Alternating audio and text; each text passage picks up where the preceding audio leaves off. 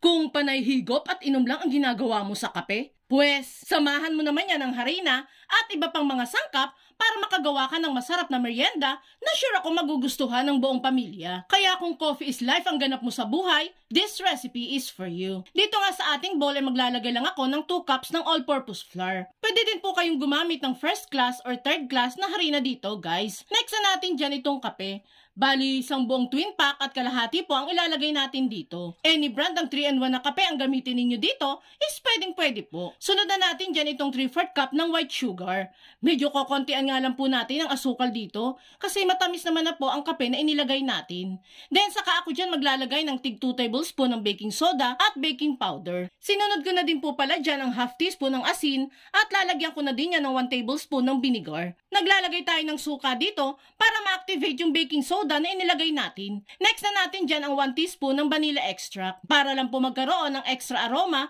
at extra flavor dito sa ating mixture. Next na natin dyan ang 1 tablespoon ng melted margarine. Sunod na natin dyan ang 1 tablespoon din ng cooking oil. Then saka natin yan lalagyan gradually ng tubig para mahalo nating maigi ang mixture. Iba-iba naman po kasi ang water absorbency ng harina. Depende sa brand at klase ng harina. Kaya kailangan po ay unti-unti lang ang paglalagay hanggang sa ma-achieve natin ang desired nating consistency dito. At kung nakaabot ka sa part ng video natin ito, it means na interesado ka sa coffee recipe na isinishare natin ngayon. At kung sakali pong magugustuhan mo ito, pwede po bang pusuan mo naman ang video natin? At mag-iwan ka na din po ng comment na, I love this coffee recipe. Maraming salamat po!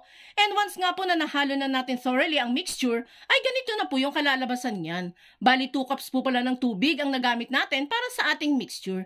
And since may mga lumps pa nga ang makikita dito, kaya gagamit din po tayo dyan ng salaan or strainer. Salain lang natin itong mixture hanggang sa mawala lahat ang buo-buo dito sa mixture. At yung mga nasala naman natin, is tutunawin pa po natin yan dito dahil part pa po yan ng ating mixture.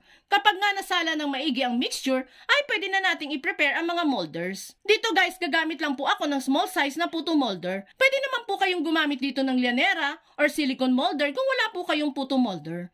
Papahiran lang po natin yan ng mantika para mas madali natin yung ma-unmold mamaya. Kapag okay na, ay saka lagyan ng mixture ang bawat puto molder. Huwag natin yung masyadong kapunuin guys. Aalsa pa po kasi ng bahagya ang mixture natin kapag naluto na. And kapag nga nalagyan na lahat ng mixture, ay saka naman natin yan isasalansan sa ating steamer. Hindi na pala po tayo dito gagamit pa ng oven dahil steamer lang ay sapat na. At this point nga po ay pwede na nating isalang itong nagawa natin. Bali, naglagay din po pala ako ng tela sa ating takip para hindi matuluan ng tubig na galing sa steamer yung mixture na lulutuin natin. Takpan at lulutuin lang natin yan ng 12 to 15 minutes nang nasa medium heat hanggang sa maluto. And makalipas nga ang 15 minutes sa pagluluto, ay umalsa na at naluto na ang ating mga mocha cupcakes. Tusukin lang natin ng toothpick ang ating cupcake para malaman kung hanggang sa loob ay luto na. Kapag po tuyo at walang tubig na kumapit sa toothpick, ibig sabihin yan ay fully cooked na ito.